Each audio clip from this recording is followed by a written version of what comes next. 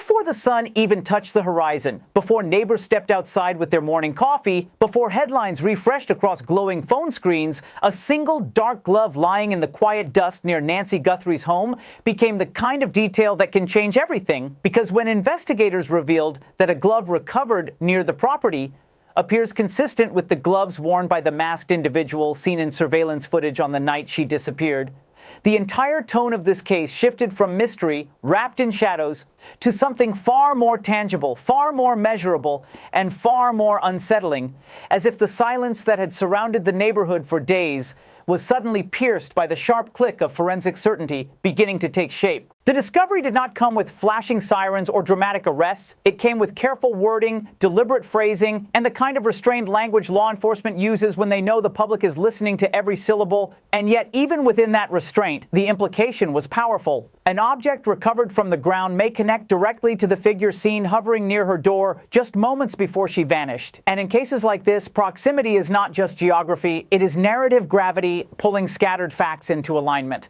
What makes this moment so gripping is not merely the object itself, but what it represents in the psychological landscape of the investigation. Because for weeks, the public has been watching grainy footage of a masked figure, face concealed, movements deliberate, presence unexplained, and now suddenly there is a physical artifact that appears to echo that image, as though the silhouette from the screen has left behind a fingerprint in fabric form.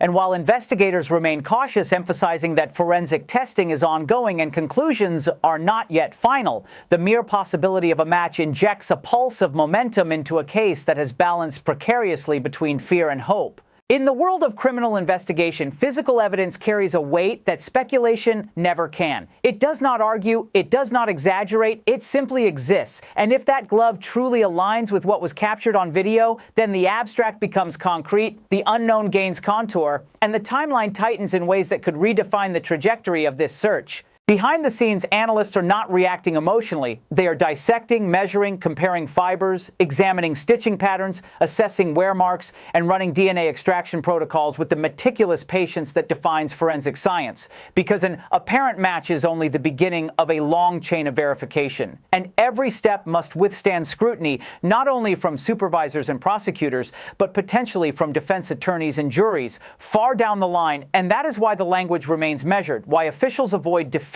claims, and why the phrase appears to match carries both promise and caution in equal measure.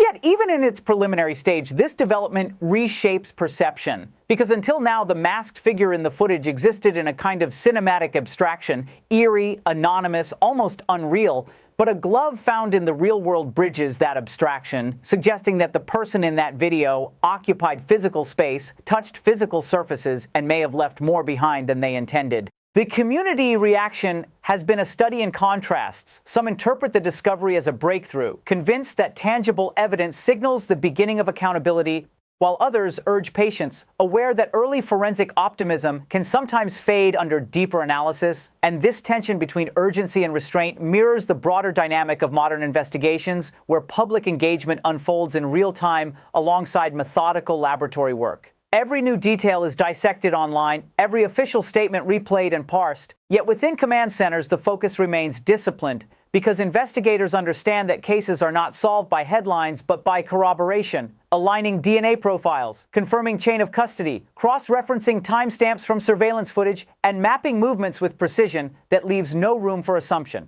The glove is not an answer. It is a question sharpened into evidence, and how that question unfolds will depend on layers of analysis still quietly underway. There is also the human dimension to consider, the emotional undercurrent running beneath every procedural update, because at the heart of this story is not simply a forensic puzzle, but a family waiting for clarity, a community grappling with uncertainty, and a public following each development with a mixture of empathy and apprehension. The discovery of the glove does not erase the fear that has lingered since the night Nancy Guthrie disappeared, but it does offer a directional shift, a signal that the investigation is moving forward rather than circling in place. And in high-profile cases, momentum matters, not just strategically, but psychologically, because it reinforces the belief that answers are attainable, that evidence accumulates, and that silence will eventually give way to explanation. Still, seasoned observers know that evidence can both illuminate and complicate complicate because if the glove indeed corresponds to the one seen in the footage, investigators must determine how it ended up where it was found, whether it was discarded intentionally, lost accidentally, or placed in a manner meant to mislead, and each of those scenarios carries different implications about intent,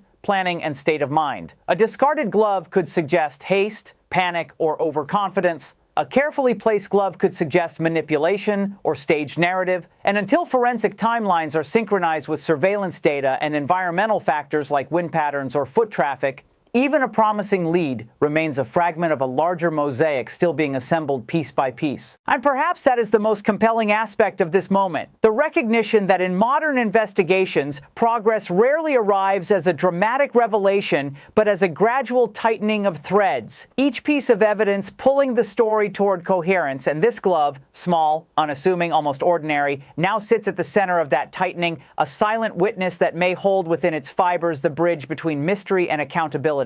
Whether it ultimately proves decisive or merely directional, its discovery underscores a truth that defines cases like this.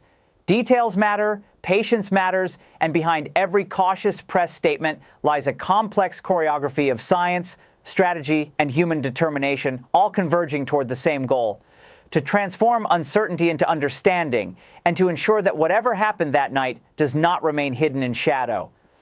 The early morning light revealed more than just the glove lying near Nancy Guthrie's property. It revealed the stakes, the human tension, and the invisible threads of investigation that had been quietly weaving together for weeks. Because while the public saw only an object in the dirt, investigators saw a nexus point, a potential link between the anonymous figure captured on surveillance and the real-world landscape surrounding the disappearance. Every step of that masked individual, every motion caught on shaky camera footage suddenly had a tangible echo, a footprint in fabric that demanded scrutiny. It was no longer just about conjecture, theories, or viral speculation. The case had acquired a physical anchor, a piece of the puzzle that could help define sequence, proximity, and even possible intent. The weight of that glove was psychological as well as forensic. One small object carrying enormous implications for strategy, urgency, and public expectation. In command centers, analysts meticulously documented the glove's condition, photographing it, measuring fiber patterns, and noting subtle wear marks, because even the slightest tear, discoloration, or irregularity could reveal how it was used, how long it had been in contact with certain surfaces, or whether it had been handled carefully or discarded in haste. Each observation would eventually be cross-referenced with surveillance timestamps, environmental conditions, and the patterns of human activity near Guthrie's home, illustrating how in investigations of this magnitude, no detail is trivial.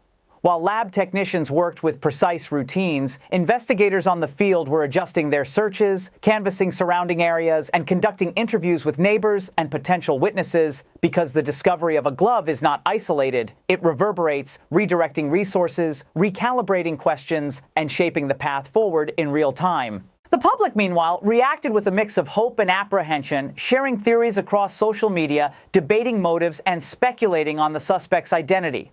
Some embraced the narrative that this discovery was the breakthrough that could lead to arrests, while others cautioned patience, emphasizing that preliminary matches require confirmation and that a single piece of evidence does not tell the full story. This duality of perception, public optimism versus investigative caution, added an emotional layer to the unfolding drama, highlighting the challenge authorities face in managing both the operational realities of a complex case and the heightened expectations of a highly engaged audience. Within investigative teams, discussions grew nuanced and detailed. Forensic specialists emphasized contamination control, chain of custody integrity, and the importance of maintaining an airtight process, while field agents mapped every possible angle, how the suspect might have entered or exited the property, what paths could be traced, and whether other objects or traces remained undetected nearby. The glove, seemingly minor to the untrained eye, had become a pivot point around which both strategy and narrative rotated. Every decision from that moment forward would consider its presence, potential matches, and the critical question of what it revealed about the suspect's behavior, capabilities, and intentions. Psychologically, the glove transformed abstract fear into measurable concern. Neighbors who had been uneasy with the unknown now perceived a tangible sign of connection between the masked figure and their community. Investigators understood the importance of communicating cautiously, enough to validate the discovery, but without inflaming panic or speculation. The glove symbolized evidence, yes, but also responsibility. For the public, it was hope.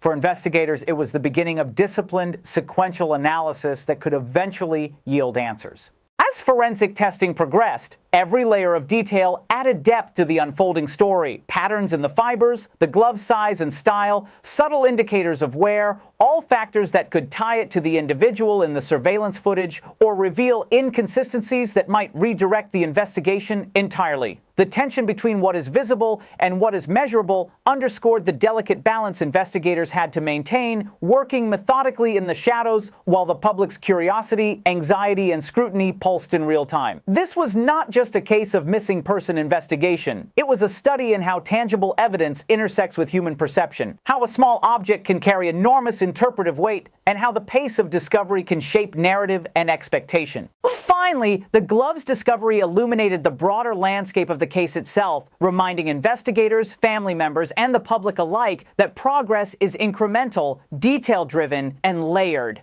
Each forensic test, each lab report, each cross-reference could add clarity or introduce complexity, but every movement of this investigation now had a fixed point, a glove that seemed to whisper connections from the night Nancy Guthrie vanished, a physical link to the events that had previously existed only as shadows in a camera frame. And in that tension between shadow and substance, between speculation and science, the story began to crystallize, signaling that while answers were not yet complete, the pathway forward had grown clearer, focused, and profoundly consequential. By midday, the scene near Nancy Guthrie's home had become a quiet epicenter of tension, where uniformed officers moved with purpose, forensic tents cast elongated shadows across the driveway, and investigators meticulously photographed, bagged, and logged every item of potential relevance, understanding that this glove could serve as a linchpin connecting theory to reality. The masked figure from surveillance footage had existed in a kind of cinematic abstraction. An image replayed on phones, dissected online, analyzed by pundits. But now, the physical artifact grounded that abstraction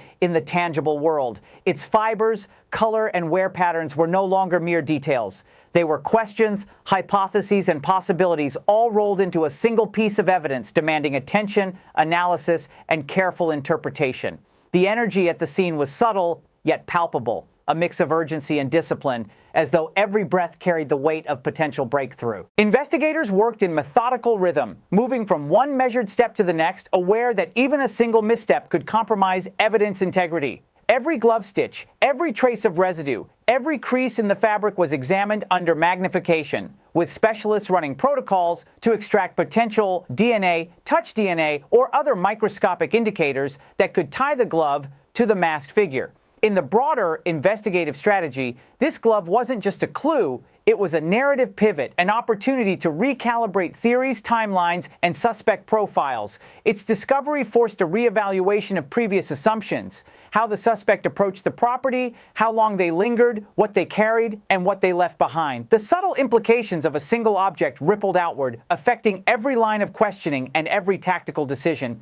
The broader public pulse was unmistakable. Social media feeds were alive with speculation and discussion. Viewers dissecting every detail, imagining scenarios, debating the significance of a lone glove. Some interpreted it as a breakthrough moment, a tangible step toward resolution, while others cautioned restraint, reminding that preliminary findings can mislead without corroboration. Investigators knew this duality of perception would persist, balancing transparency with caution, releasing information that confirmed progress without overstating certainty. Every statement was carefully crafted, measured, and deliberate, reflecting an acute awareness of the tension between public appetite for immediacy and the slow, precise work of forensic validation. Inside labs and command centers, the glove became the fulcrum of intense analysis. Fiber experts examined weave patterns and potential contamination. DNA technicians tested for trace skin cells. Chemical analyses explored environmental residues that could indicate movement, timing, or prior handling. Analysts cross-referenced every finding with footage, environmental reports, and witness statements, mapping the probability of matches, discrepancies, and potential misinterpretations. In high-profile investigations, every thread counts. A single overlooked variable can cascade into misdirection. Here, nothing was overlooked, and the glove demanded the full breadth of available expertise. Emotionally, the discovery of the glove introduced both tension and hope. Family members, long haunted by uncertainty, now had a sign that the investigation was moving forward. tangible proof that authorities were uncovering elements that could eventually lead to answers. Yet investigators and close observers understood the delicate line between optimism and premature conclusion. Evidence is not narrative. It is material fact requiring rigorous validation. And so, while hope swelled in hearts outside the scene, professionals maintained discipline, dissecting each microscopic clue with patience, rigor, and a clear-eyed understanding of the stakes. The implications of the glove extended far beyond its immediate discovery. If confirmed as belonging to the masked figure, it could align timelines, suggest proximity patterns, and even help predict the suspect's movements before, during, and after the disappearance. It could validate or refute prior witness statements, illuminate overlooked environmental factors, and guide further searches in precise locations. In essence, the glove became a nexus, a tangible connection between theory and observable reality, and investigators treated it with the reverence of a keystone piece that could either stabilize or redirect the entire case structure. By evening, the initial flurry of activity had settled into methodical assessment, but the tension lingered. Forensic teams continued working, analysts reviewed data, and the public remained riveted, collectively holding their breath as the narrative began to pivot from uncertainty toward evidence-based possibility. The glove was small, almost unremarkable to an untrained eye, yet its presence carried enormous weight, an emblem of both scientific scrutiny and the human yearning for resolution. It signaled that the investigation was not static, that progress, though measured, was tangible, and that the story of Nancy Guthrie's disappearance was inching closer to clarity, one meticulous, deliberate step at a time. Nightfall settled over the neighborhood, casting long shadows across Nancy Guthrie's property. But inside the perimeter, activity remained intense and unrelenting, because investigators understood that evidence does not wait for daylight, and neither does the subtle clock of human observation and forensic decay. The glove, now carefully preserved in a sealed evidence bag, had become both symbol and instrument, representing the intersection of physical reality and the narrative captured on shaky surveillance footage, a silent yet powerful witness to the sequence of events leading up to her disappearance. Each stitch, each fiber, each mark on its surface carried a potential story, and experts meticulously documented every detail, knowing that a single overlooked nuance could ripple through timelines, witness statements, and eventual prosecutorial strategy. All field agents re-examined the surrounding area, retracing possible approaches, exits, and points of contact as the glove offered both confirmation and questions. Did it fall accidentally? Was it discarded intentionally? Or had it been moved to mislead? Each scenario carried distinct investigative implications, mapping probable paths, cross-referencing surveillance angles, and analyzing environmental factors like ground composition, lighting, and foot traffic became a delicate choreography designed to transform this small artifact into a multi-dimensional understanding of the suspect's behavior.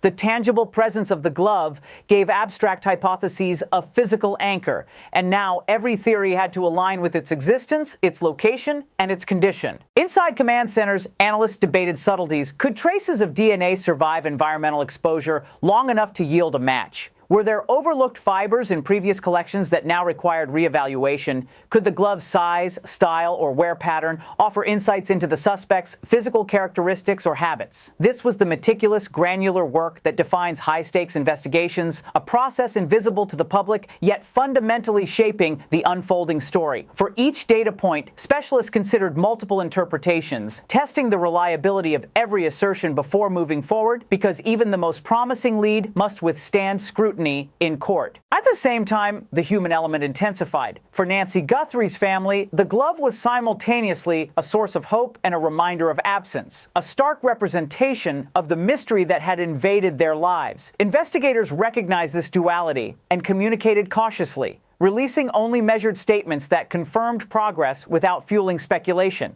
because public perception can shape media narratives and impact both strategy and community response. Social media buzzed with commentary, theories, and intense debate, reflecting society's fascination with tangible objects and high-profile mysteries, but experts remained focused on empirical evidence, leaving interpretation to the courts and analysts. The glove's discovery also shifted media narratives. Journalists, commentators, and analysts framed it as a potential breakthrough, emphasizing its connection to the masked figure and raising questions about proximity, intent, and opportunity. The tension between responsible reporting and sensationalism created an environment where every new detail was dissected, every implication amplified, and every cautious statement scrutinized, demonstrating the delicate balance between public interest and investigative integrity. In such moments, minor details like a single piece of fabric carry disproportionate weight, influencing both narrative perception and operational priorities. Psychologically, the glove represented closure in miniature, a physical reminder that each step of the investigation was yielding measurable insight. It reaffirmed the value of meticulous observation, the necessity of patience, and the importance of disciplined analysis. While it did not answer the question of what ultimately happened to Nancy Guthrie, it provided direction, focus, and a sense of momentum, moving the story from abstraction toward tangible progress. Every investigator, analyst, and supervisor understood that such moments are rare and precious, capable of shifting entire case trajectories when handled correctly. As night deepened, the scene quieted, but vigilance remained. Evidence secured, preliminary observations noted, and analysis underway. The investigation had reached a turning point. The glove had become both anchor and catalyst, a small object with outsized implications, bridging the gap between speculation and measurable reality. And in that quiet intensity, the narrative of Nancy Guthrie's disappearance continued to evolve, revealing the intricate interplay of human behavior, forensic science, and relentless pursuit of truth, all centered on an unassuming piece of evidence that now commanded the full attention of those determined to solve this mystery. As dawn approached the following day, the neighborhood surrounding Nancy Guthrie's home was a mix of normalcy and tension, the quiet hum of early traffic contrasting sharply with the intense activity that had unfolded just hours before. The glove, carefully stored and transported to a forensic lab, became the centerpiece of renewed investigative focus. Experts pored over every fiber, stitch, and possible trace left upon it, understanding that this small artifact could serve as the hinge on which the narrative of the case might pivot, connecting abstract theories to concrete, actionable insight. The notion that a single object could carry such investigative gravity seemed almost cinematic. Yet here, in painstaking reality, it did. Field investigators retraced every possible path of the masked individual, integrating the glove's discovery with surveillance footage, prior witness reports, and environmental analysis. Every angle was reconsidered, from the point of approach to possible escape routes, in an effort to reconstruct the timeline with precision. Was the glove dropped in haste, or did it fall as a result of careful planning? These seemingly minor details carry monumental implications in cases like this, influencing the allocation of resources, search strategies, and interview priorities. In essence, the glove became a tactical touchstone, guiding investigative actions in both physical and analytical realms. Inside labs, specialists began cross-referencing the glove with other collected items, searching for fibers, DNA traces, and subtle environmental signatures that might corroborate its connection to the masked figure. Each test, each microscopic examination, and each chemical assay was conducted with methodical care, balancing speed with accuracy. The potential to link a tangible piece of evidence to a previously elusive suspect had transformed the way investigators conceptualized the entire case. This was not just a breakthrough in theory. It was the translation of digital surveillance into material proof, a crucial step toward accountability and understanding. Public interest continued to surge, amplified by news reports and online speculation. Social media discussions, theories, and debates ran parallel to investigative work, highlighting the modern reality of high-profile cases where public perception and narrative momentum can affect both attention and strategy. Investigators remained vigilant, carefully controlling the flow of information to ensure that facts were not conflated with conjecture. In this environment, the glove symbolized more than evidence. It represented the thin line between uncertainty and actionable knowledge, a tangible anchor amidst a sea of questions and anxieties. The emotional dimension remained equally potent. For Nancy Guthrie's family, the glove was a tangible sign that authorities were making measurable progress, a subtle reassurance that each deliberate step in the investigation was producing results, however incremental. Yet investigators knew that caution remained essential. Even promising leads can mislead if interpreted prematurely. The balance between hope and prudence underscored every action, reflecting both the scientific rigor of forensic work and the human sensitivity required in cases involving loved ones under distress. As analysis continued, investigators explored the broader implications of the glove's discovery. Could it indicate multiple points of contact, suggest planning or spontaneity on the part of the suspect? influence the sequence of events leading to Nancy Guthrie's disappearance? Each consideration was examined with precision, as the glove's physical presence now had the capacity to inform behavioral profiling, timeline reconstruction, and predictive strategy, effectively anchoring multiple investigative threads into a coherent framework.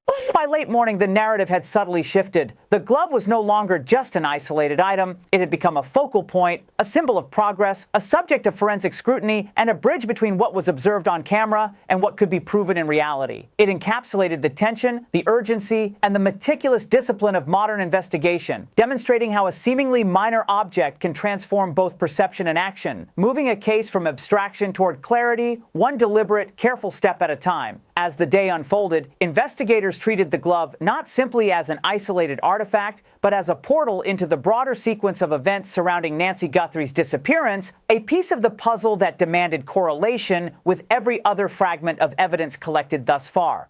The meticulous documentation of its fibers, stitching patterns, and microscopic residues allowed analysts to hypothesize the suspect's movements, hand positioning, and even the potential duration of exposure to different surfaces. In investigative terms, this glove became a physical script, offering insight into the narrative that had previously existed only as video frames, witness recollections, and conjecture. Each measured step in this process reinforced the weight of the discovery, underscoring how minor details can pivot an investigation toward clarity. Field agents expanded the radius of their canvassing, now guided by the glove's location and its potential trajectory from the point of capture in video footage. Environmental conditions, including wind direction, soil composition, and foot traffic, were considered meticulously, as they could all influence the glove's final resting place. Every hypothesis required alignment with physical evidence, behavioral analysis, and timeline reconstruction, and the investigative teams operated under the understanding that precision now was critical. A misstep could not only hinder progress but risk contamination or misinterpretation. The glove, small and unassuming, had become a tactical and analytical anchor. Inside labs, forensic experts conducted layered testing. DNA extraction, chemical residue analysis, and fiber comparison were executed in tandem, creating a multidimensional profile that could either substantiate or challenge initial assumptions. This process demanded patience and rigor, as preliminary readings might require confirmation through replication and cross-referencing with known standards.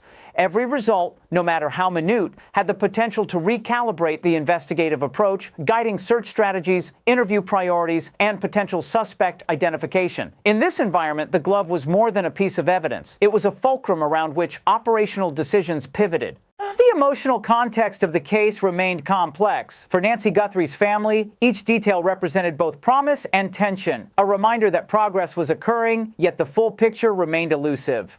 Law enforcement recognized this delicate balance, communicating cautiously while maintaining operational integrity. The public, drawn into the narrative through news coverage and social media, consumed every update, speculating, analyzing, and projecting potential outcomes.